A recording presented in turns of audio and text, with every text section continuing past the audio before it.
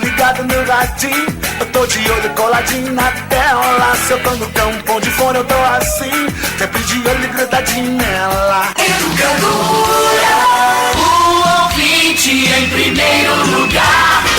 Voltamos a apresentar A Tarde é Nossa. Roberto Nogueira. Legal, agora 4:05, né? Estamos retomando hoje aqui, já com o professor Hudson Miranda, a programação normal nossa do ano passado, né? Onde toda quarta-feira o professor participava conosco, sempre trazendo temas, até certo ponto, temas polêmicos, interessantes, que pessoas até discutiam conosco sobre a fala do professor Hudson aqui no nosso programa. E novamente fiz o convite para que ele continuasse aqui fazendo esse trabalho bacana de utilidade pública, né, como educador, como psicólogo, e são temas interessantes, importantes e com a credibilidade muito bem passada pelo professor Hudson Miranda. E a gente vai trazer um tema hoje importante. Antes desse tema, eu quero desejar também um feliz 2010 agora, já em 2010. O professor Hudson estava de férias, né, deve ter dado uma viajada, descansada, parece que está mais leve, mais descansado, que trabalho não falta. E a gente quer agradecer mais uma vez aqui o professor Hudson Miranda no nosso programa, nessa nova temporada, temporada 2010. Boa tarde, professor. Obrigado mais uma vez por ter aceito o nosso convite, por estar conosco participando aqui, levando para a comunidade esse trabalho bonito, né, de utilidade pública. Roberto, é sempre um prazer estar com você e toda a equipe da Educadora M e os seus ouvintes. E é claro que eu desejo a vocês todos que estão nos ouvindo e a sua equipe, e a você em especial, um 2010 cheio de realizações, cheio de conquistas, porque há muito o que fazer ainda, né? Principalmente nós que lidamos na área de comportamento e agora, através da comunicação, estamos levando mais informação e mais provocações aos nossos ouvintes, né?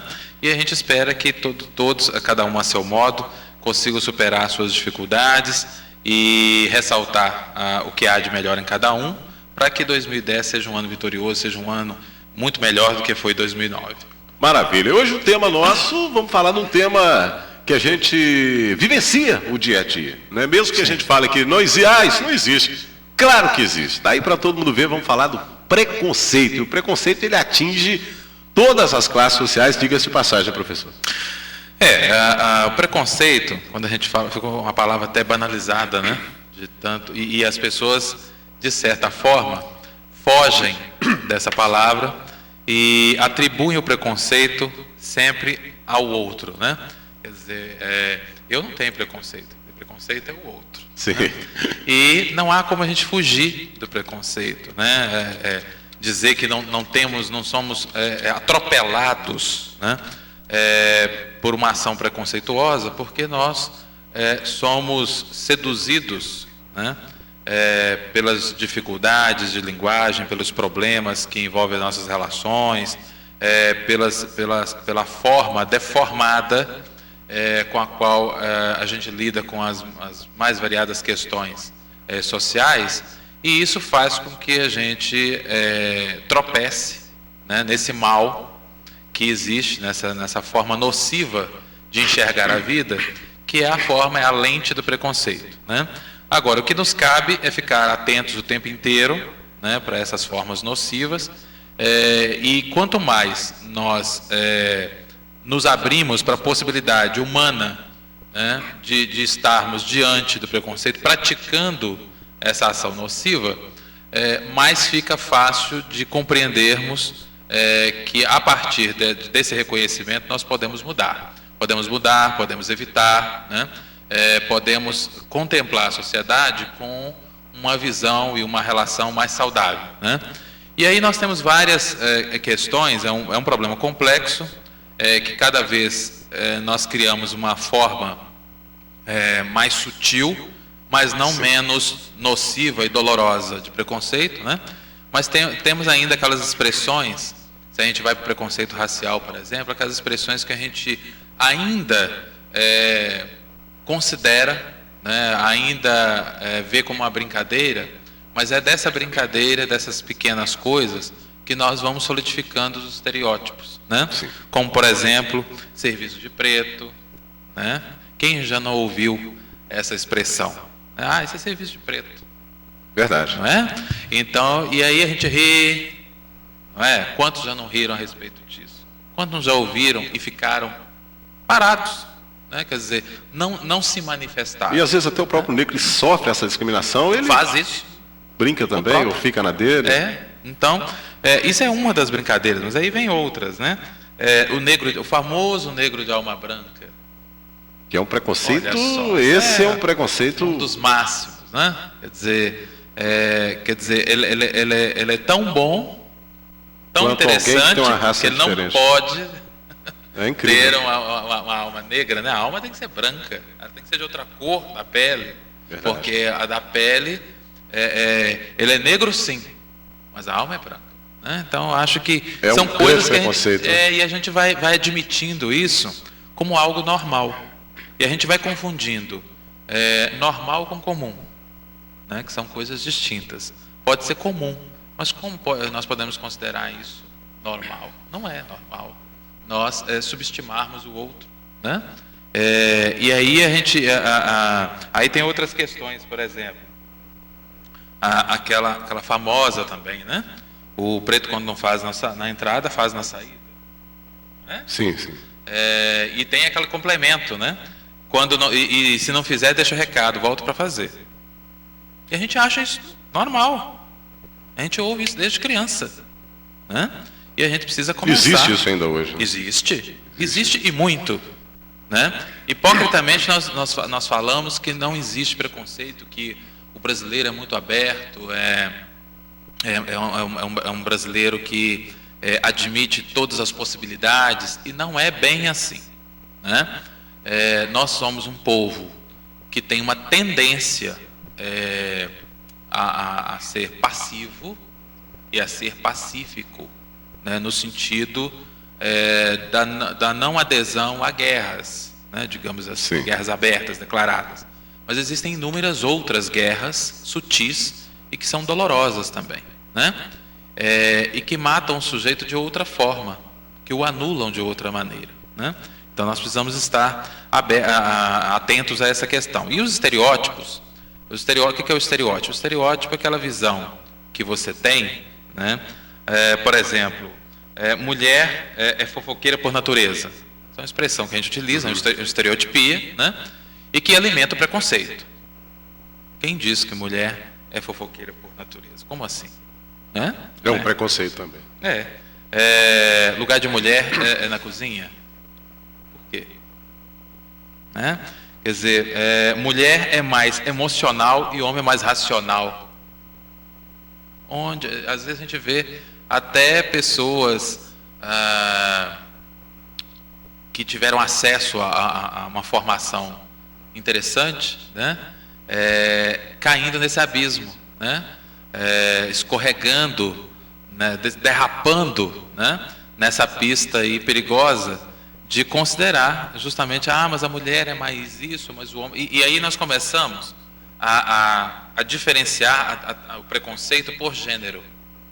Então, se a mulher é e o homem é, então eles estão enquadrados naquela forma que eu os vejo.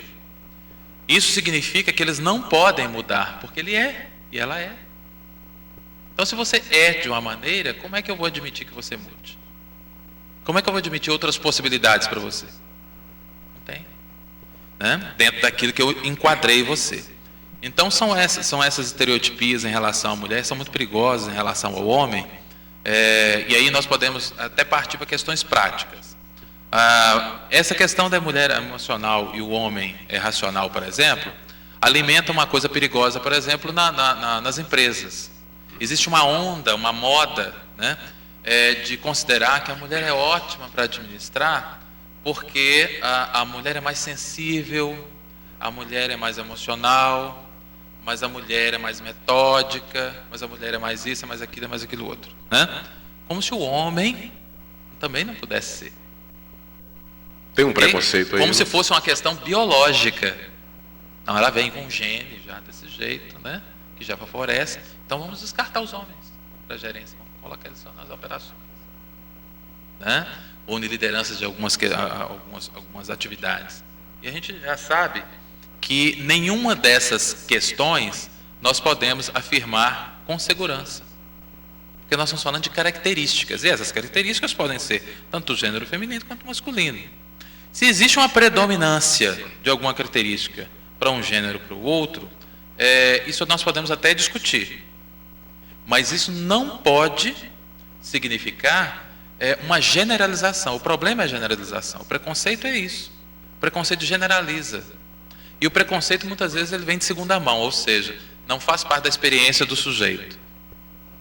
Né? Ele ouviu alguém falar e ele repete aquilo ali. Achou bacana, ele achou bacana, e vai, né, por N motivos, ele vai introduzindo aquilo ao repertório dele, a maneira dele enxergar o mundo. Ele pede a lente do outro emprestado, né? Professor, acredita que um dia possa vir a mudar essa concepção, essa maneira de pensar, ou isso aí é uma bola de neve? São duas questões. Primeiro, que esse repertório de preconceitos não para de crescer. Segundo, que evidentemente que nós temos mecanismos que podem mudar essa equação, né? Principalmente os mecanismos ligados à educação e à família, né? A partir do momento em que eu, como pai, como mãe, passo a rever meus conceitos e preconceitos e passo a oferecer aos meus filhos uma nova forma de ver o mundo, é claro que eu estou oferecendo a ele uma possibilidade, né, de compreensão do mundo de uma outra maneira, a partir de alguém que é referência para ele, que sou eu como pai. Seria um ensinamento dentro de casa, então, eu penso que seria. Faz uma diferença enorme, né? E quando você fala, por exemplo, na escola, que é outra grande referência social, né, outro gigantesco ambiente de relações, obviamente, se os meus professores, né, estimulam uma revisão no meu olhar, se eles mostram que existem outras formas de enxergar a mesma coisa, e eles retiram aquelas camadas do preconceito e mostram outras realidades, me dão essa oportunidade, é claro que eu vou ter a possibilidade de enxergar o mundo e de exercitar o meu viver e o meu relacionar com o outro de uma maneira diferente. O ensinamento então, exatamente. Exatamente. Então, outra forma de ensinamento. Né? Também os espaços religiosos podem ser espaços que não estimulem uma outra forma de preconceito, que é a forma que a minha forma de crer é a melhor que existe, é a única e é a superior. Ou seja, ela não é uma alternativa, ela não é uma possibilidade, ela é o único caminho. Se ela é o único caminho, o caminho que você está é o caminho errado, se for diferente do meu. E aí nós temos forma de preconceito também. Mas sem dúvida. E aí nós temos o perigo, né, de embarcarmos naquela ideia do que o que é diferente de mim, eu não só não concordo, como também não acredito, não quero ver os argumentos, como eu posso odiar. E nós temos exemplos no mundo inteiro de divergências culturais, religiosas, políticas, sociais, que desaguam o quê? No ódio.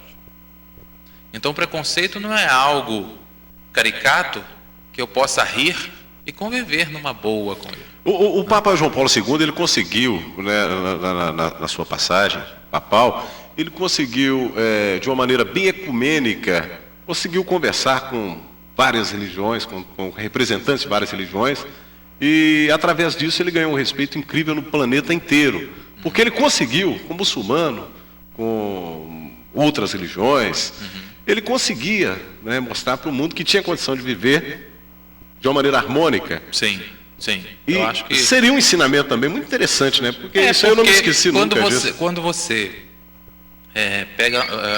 você tem um líder religioso da envergadura do Papa, né?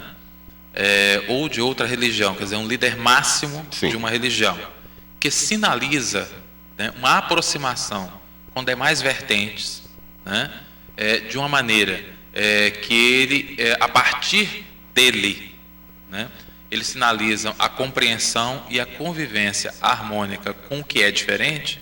Obviamente que isso serve de referência para todos aqueles que estão dentro da mesma crença religiosa. Isso não significa que essa transferência é automática e, ao mesmo tempo, ela é generalizada também. Né? Ela vai ocorrer com todos. Né? Ou seja, dentro da própria Igreja Católica você tinha divergências com o próprio Papa. Né? Você tinha gente que pensava diferente, não é? Das atitudes dele. Entretanto, como ele tinha um grande carisma, um grande respeito, uma grande respeitabilidade no mundo inteiro, evidentemente que a predominância dessas ideias fazia com que houvesse um movimento católico mais respeitoso no sentido de acolher outras possibilidades, né? de compreender e de respeitar a existência de outras possibilidades de crença. Perfeito. Professor, continua comigo aí, eu vou a Belo. Valeu, Samira. Obrigado pelas informações. Até amanhã, se Deus quiser. São 4h25. Professor, a gente falando sobre preconceito, e uma história interessante, né? Vivemos em uma sociedade, quero até que o senhor fizesse uma análise sobre esse preconceito, principalmente quando a gente fala na cor negra, cor branca, esse preconceito de raça. Vivemos em uma sociedade que sabemos ser bastante preconceituosa. Sou razoavelmente jovem, tenho 40 anos, independente e negra. Fiz um perfil na internet há algum tempo e recebi alguns e-mails. Sempre declarei a minha cor e não recebia mensagens. E uma ou outra. E resolvi fazer uma análise. Coloquei as mesmas características em outro perfil, só que eu mudei a cor. Branca. E para provar o que eu pensava, eu comecei a receber mensagens. Muitas mensagens. E me considero uma pessoa bacana, desejo encontrar algum homem que antes de mais nada ser acessível, tal. Eu estava procurando um relacionamento, graças a Deus já arrumei, mas eu penso que esse tipo de preconceito tinha que acabar no Brasil.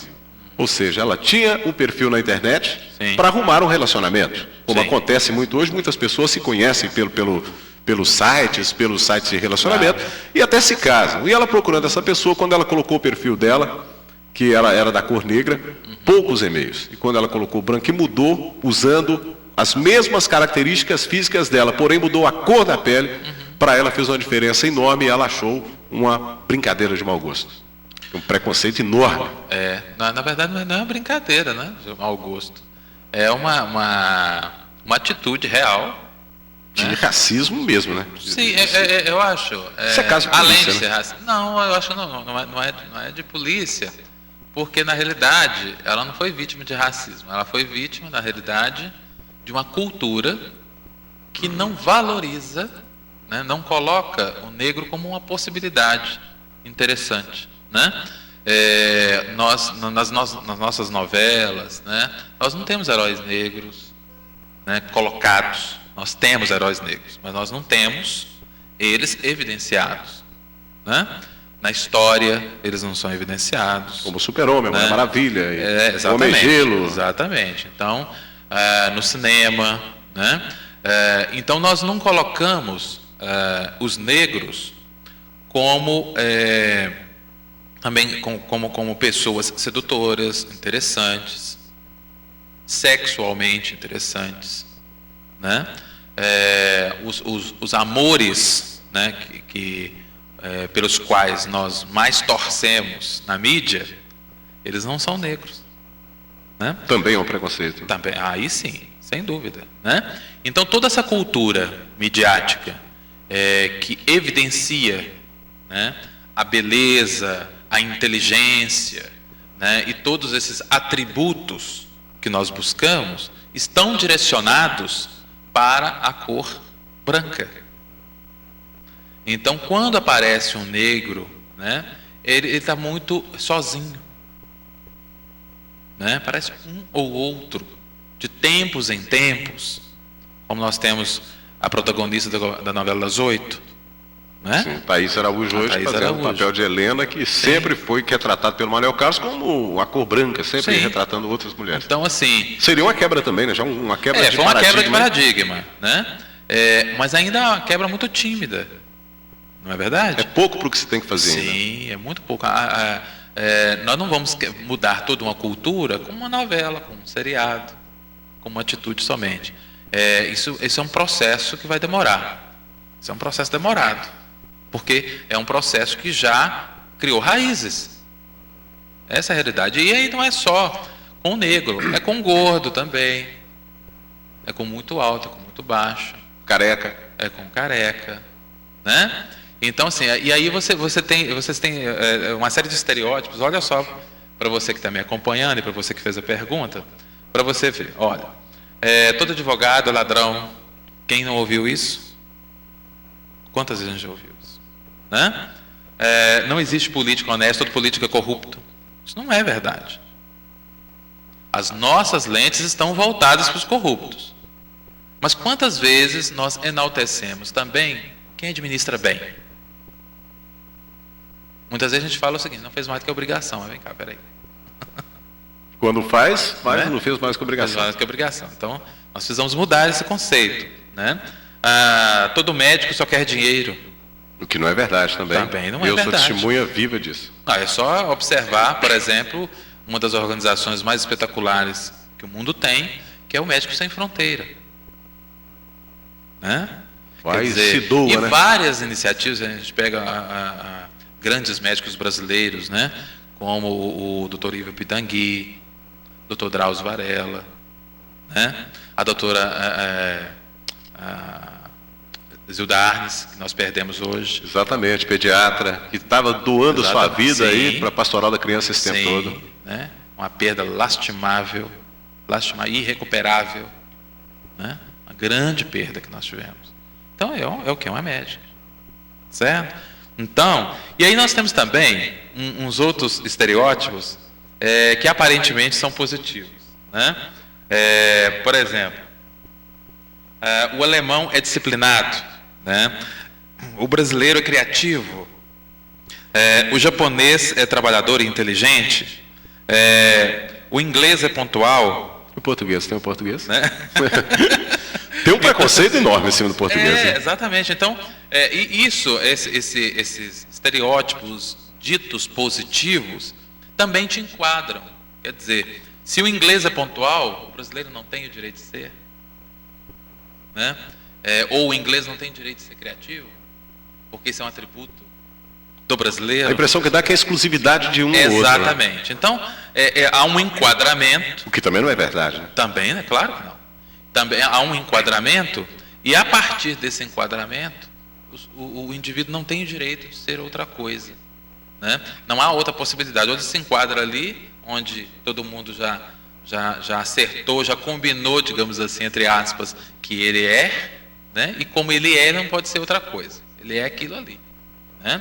Quer dizer, um japonês, que absurdo um japonês, por exemplo, tocar numa escola de samba. Mas por que absurdo? Ele não pode. Que absurdo um negro ser um engenheiro no ITA, por exemplo. Por quê? Por que não? Por que não? São várias... Por que um negro não pode ser um tenor? São várias perguntas que ficam no ar e se for tentar explicar direitinho, né, aí sim. Tem que chamar Freud. Não, você quer um outro exemplo que é preciso rever? Projetos. Vamos fazer um projeto social num lugar carente de presença do Estado. Né? Geralmente, quando se fala em música, se pensa em qual tipo de projeto? Funk, para a comunidade carente? Normalmente é isso, né? Não. Se pensa em colocar lá o quê? Uma orquestra. Sim, na comunidade carente. Você pensa em colocar uma orquestra. Então nós vamos colocar uma orquestra, porque só assim essa comunidade vai ter acesso ao que é boa cultura. O que também não é verdade. Tem muita coisa boa. Não é verdade. Lógico que não é verdade. Né? Quer dizer, esse povo não teve acesso à cultura. Ele só vai ter acesso à cultura o dia que ele ouvir Bach, Chopin, né? O dia que ele ouvir Vila Lobos, porque até agora nada.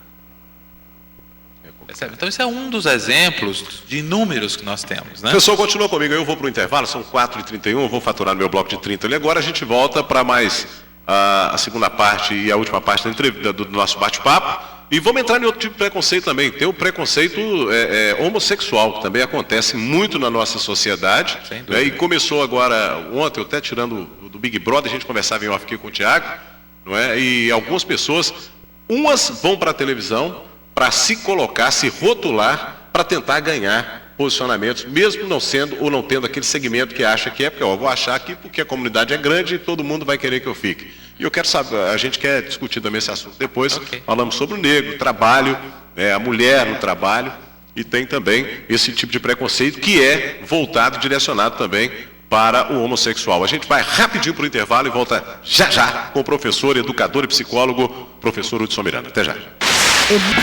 Educadora no coração do vale.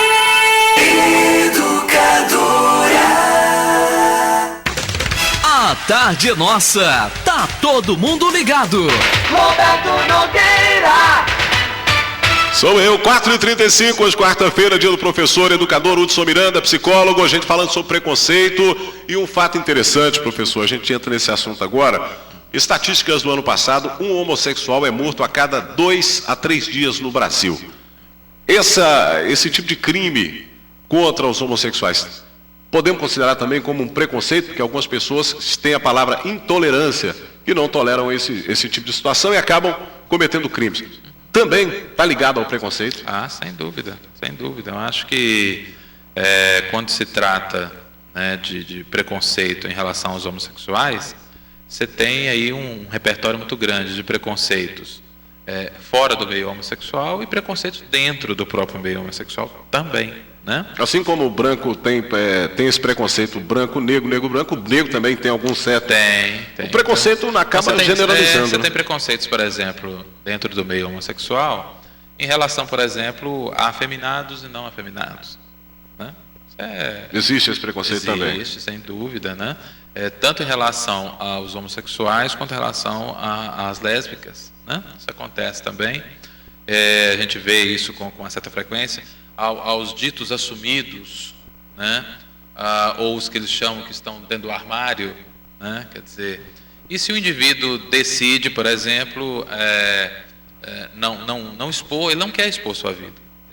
Quer se manter mais discreto, mais tímido, anonimato, né? Ou quer se manter mais no anonimato, tem lá suas razões, né?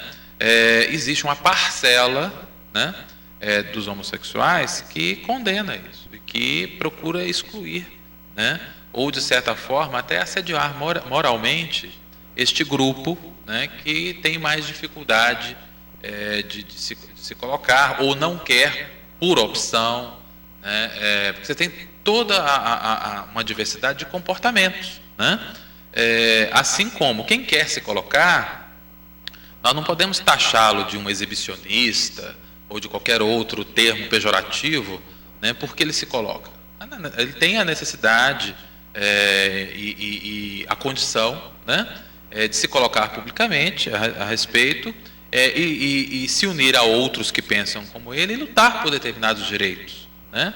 Eu acho que aqueles que se expõem conquistam determinados patamares, né? Assim como tem o direito daqueles que não querem se expor, né? Em relação ao homossexual, o preconceito às vezes começa dentro da família também? Ou a família seria o ponto fundamental para que essas pessoas pudessem ter um discernimento maior sobre Esses comportamentos todos nascem de núcleos familiares, né? Quer dizer, quando a família tem esse preconceito, ela tem preconceito também do julgamento de outras famílias, né? Ela tem, ou seja, se eu tenho um filho homossexual, a família preconceituosa vai pensar o quê? O que o meu vizinho vai dizer de mim? O que meus amigos no trabalho vão dizer de mim? Tá vendo o filho daquele cara? Ele tem um filho bicha. Preconceito maior e já parte de dentro de casa. Já parte de dentro de casa, né?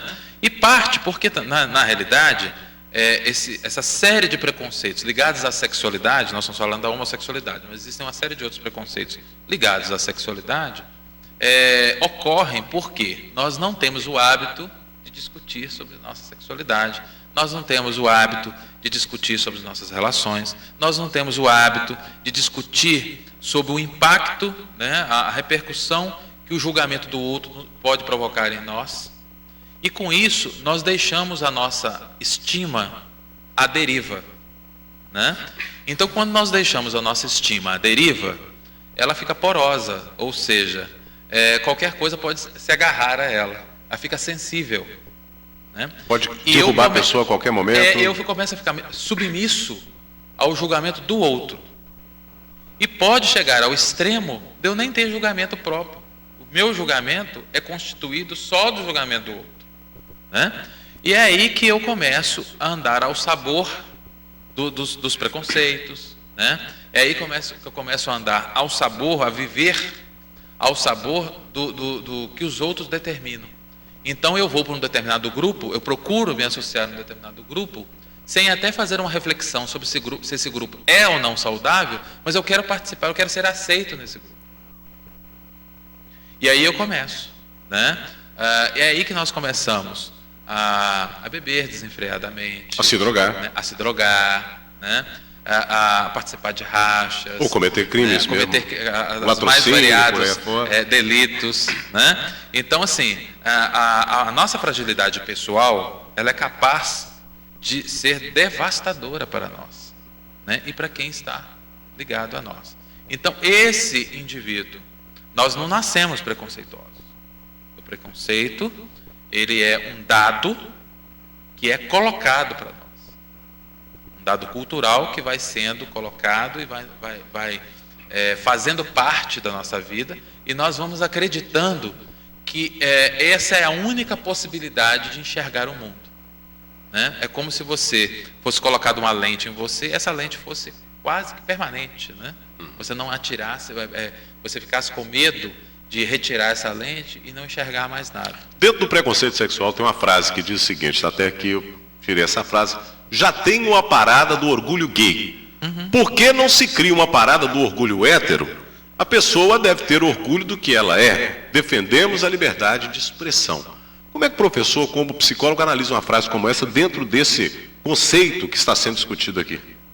Eu acho que se nós tivéssemos, né, o hábito, né, isso vale para qualquer parte do mundo, tivéssemos o hábito de refletir sobre a nossa própria existência, sobre os parâmetros éticos que devem nortear a nossa vida e nossa relação com o outro, nós não precisaríamos nem da parada do orgulho gay, nem do hétero.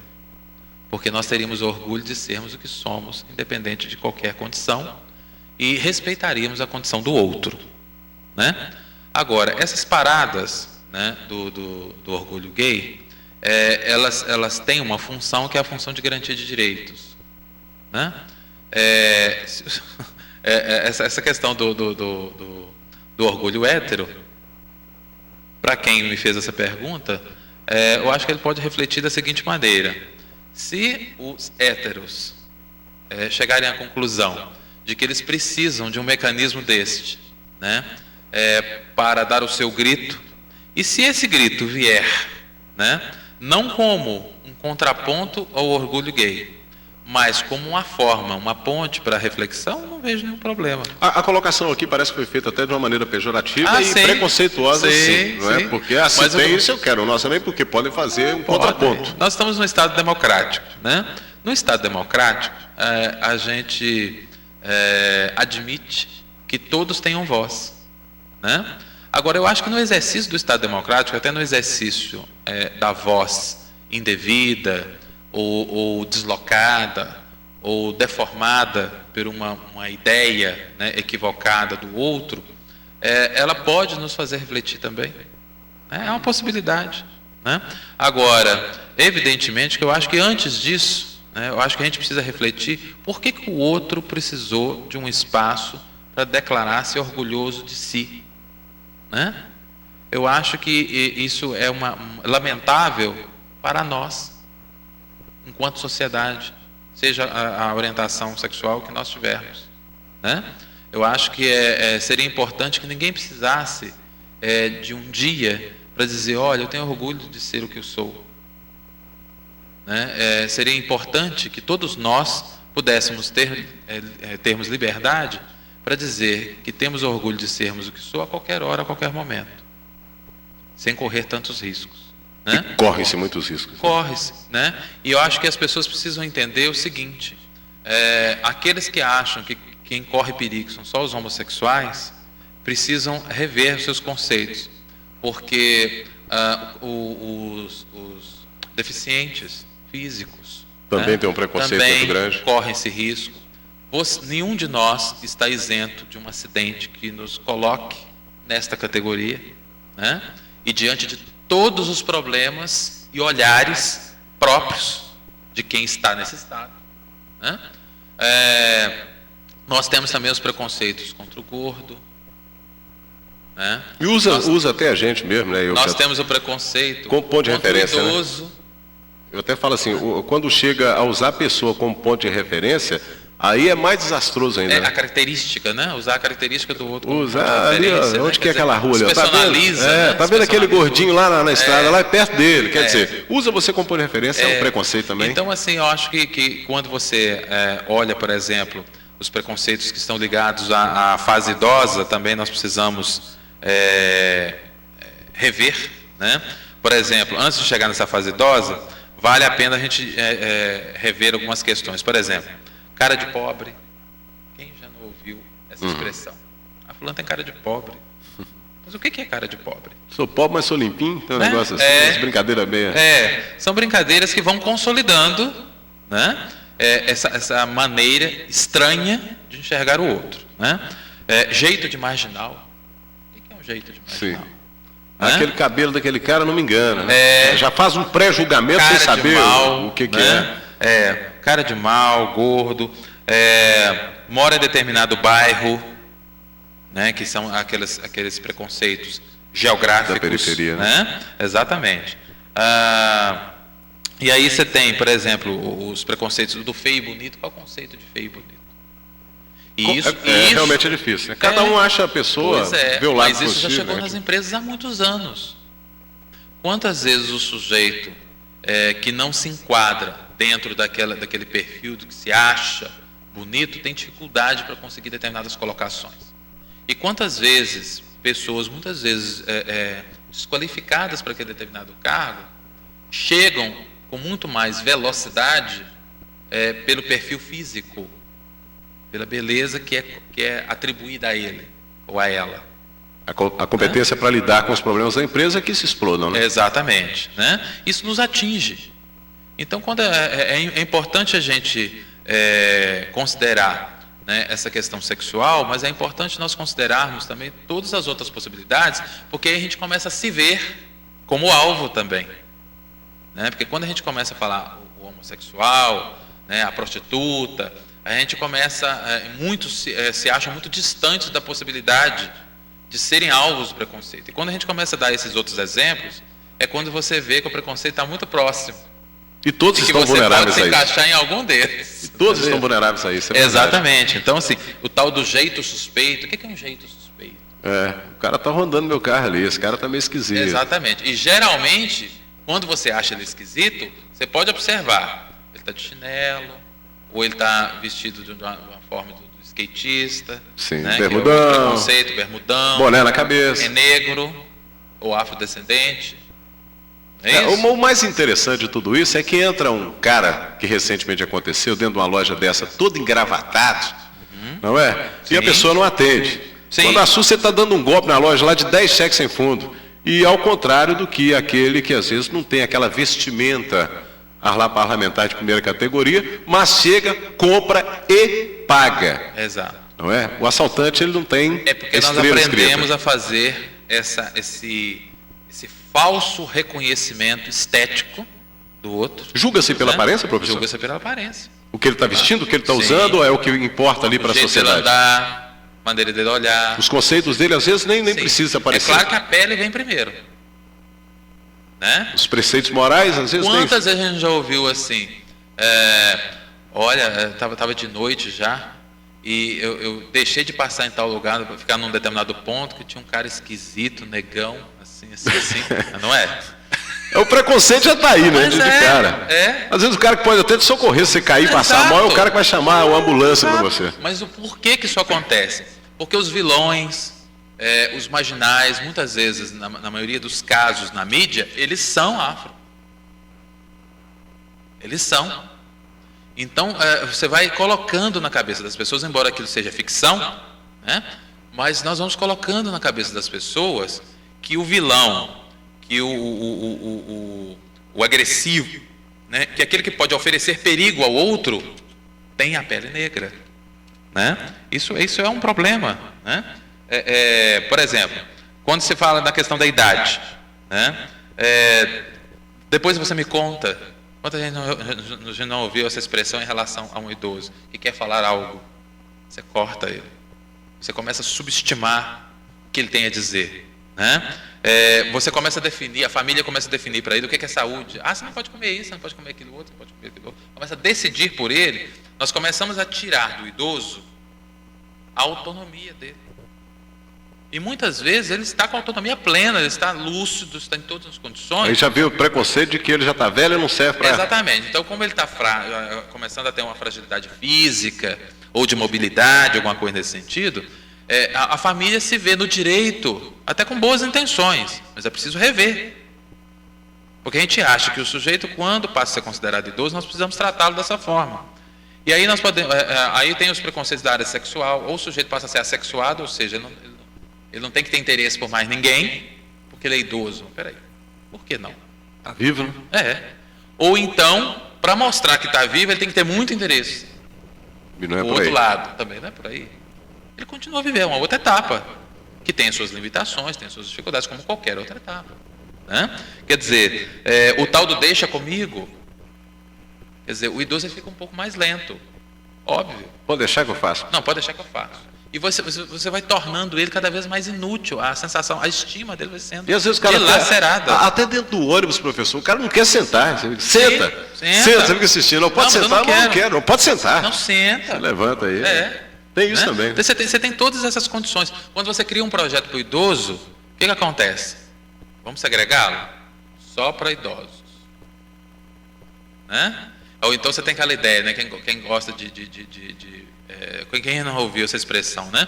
Quem gosta de velho é reumatismo. Não é? E a gente acha graça. E a gente vai colocando isso na cabeça como se a gente não fosse envelhecer. Né? E aí, nós temos, por exemplo, a questão do adolescente. Nós temos o problema do adolescente. Nós começamos a chamar o adolescente de quê? Aborrecente. Aborrecente. Não é?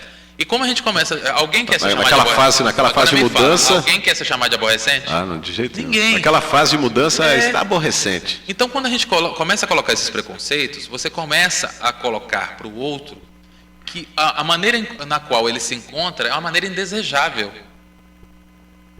Então, o sujeito não quer passar pela fase aborrecente. Ele não quer ser velho. Não é? E isso traz uma série de transtornos e problemas. Professor, o nosso tempo, né, tá explodindo agora, uma pena. E só para terminar, tem um outro preconceito, que é claro que o repertório não termina, tem muitos, né?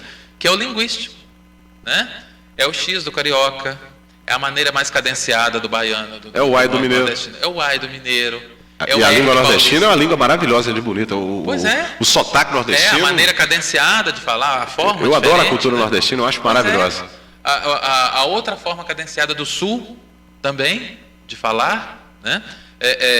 O R do paulista. E aquele também que fala nós foi, nós vai, que não teve ali a chance de estudar para saber que nós somos, nós vamos. E às vezes tem, não é assim que fala, você perde dos outros mesmo, você tira. E você retira dele qualquer credibilidade. E a essência dele é aquela, não tem jeito de você mudar. Você começa aí vem o etnocentrismo, né? Quer dizer, aquela ideia de que eu sou melhor do que você. A minha fala é melhor, o meu jeito de andar é melhor, o meu sotaque eu tô certo, aceitável. O mundo está errado. E existem pessoas assim, né? Eu tô certo, eu que sei, ninguém sabe nada. E alguém que sabe alguma coisa é alguém que fala como eu, que pensa como eu. E esse tipo de pessoa também não vai muito longe, né, pessoal? Chegou uma hora que ele vai capotar aí diante das dificuldades. Mas ao mesmo tempo, me preocupa que essas pessoas, elas estão nas salas de aula dando aula, elas estão nos gabinetes de recursos humanos gerenciando pessoas, elas estão legislando, montando leis, elas estão nos tribunais decidindo a vida do outro, não é? Então, na verdade, não é bem assim. Infelizmente, essas pessoas, muitas vezes, do ponto de vista de carreira, elas até chegam em alguns lugares importantes e elas semeiam todo esse veneno, né, que se constitui o preconceito de uma maneira indecente. Eu acho que é bom a gente ficar muito atento para que nós não sejamos complacentes com essa forma nociva de viver e não sejamos vítimas muito mais breves do que a gente imagina. Perfeito. Professor, para a gente fechar aqui, né, para a gente fazer como sempre, a moral da história no finalzinho do nosso programa, como sempre o senhor faz, gostaria que o senhor deixasse a mensagem sobre o preconceito para todos que ouviram o programa hoje. Para todos aqueles que estão nos ouvindo, pensem bastante na sua forma de viver, comecem a refletir sobre os seus atos e comecem a entender que a gente não está imune a nenhum ato nosso e não está imune a nenhuma possibilidade de ser alvo daquilo que nós aceitamos como o adequado ou negligenciamos. Quer dizer, diante de uma situação onde você enxerga que está havendo preconceito, não basta você não só não compartilhar. Quando você permite que aquilo aconteça e nada faz para que outra forma de visão e de comportamento se estabeleça, você também está contribuindo para que uma hora você seja alvo daquilo ali, daquele comportamento. Então não basta você dizer assim, não, mas eu não tenho preconceito contra prostitutas. Elas lá, eu aqui, mas eu não tenho preconceito nenhum. Já é um preconceito. Não é? Já é uma forma. Eu ouvi uma vez no debate, um dos debatedores falarem comigo o seguinte, nós estávamos falando sobre direitos humanos, e ele falando assim, olha, a questão é o seguinte, dos homossexuais, por exemplo, eu não tenho nenhum problema contra os homossexuais, eu só acho que eles têm que ficar no lugar deles. Né? E a minha pergunta imediata foi, mas qual é o lugar deles? Não é? São perguntas que ficam no ar, né? Ficam no ar. Eu gostaria que o senhor me respondesse qual é o lugar. Quem fala não sabe responder. Então, qual é o lugar? Né? Quando a gente fala de violência contra a mulher, né? E quando a gente acolhe a mulher, que é extremamente importante acolher a mulher, mas você acolhe numa condenação absoluta do gênero masculino, de modo que você só desagrega, ou seja, você não trata esse homem culturalmente, socialmente e psicologicamente doente, será que você realmente está protegendo a mulher? É uma dúvida. E vamos deixar essa dúvida então para os nossos ouvintes aí. Professor, obrigado mais uma vez pela presença.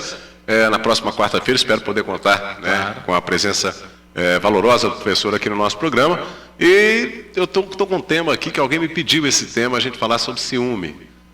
Que é um tema também... sim, nós podemos falar sobre os caminhos e descaminhos do amor, né? Exatamente, é um próximo tema do nosso programa. Professor, obrigado, grande abraço, ótima quarta-feira, estou indo embora, o programa está chegando ao final, terminando aqui com o professor Edson Miranda, está chegando o João Poeta com o melhor da música sexta.